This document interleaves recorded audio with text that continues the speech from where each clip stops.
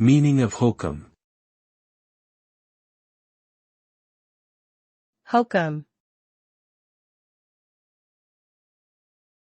Hokum.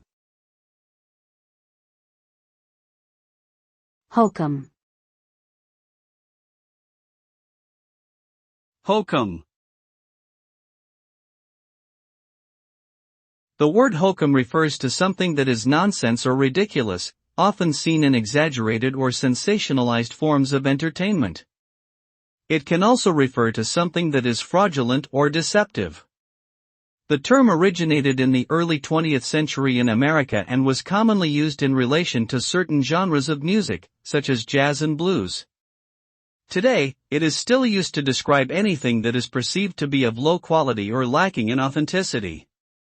In short, hokum is a pejorative term that suggests something is not worthy of serious consideration.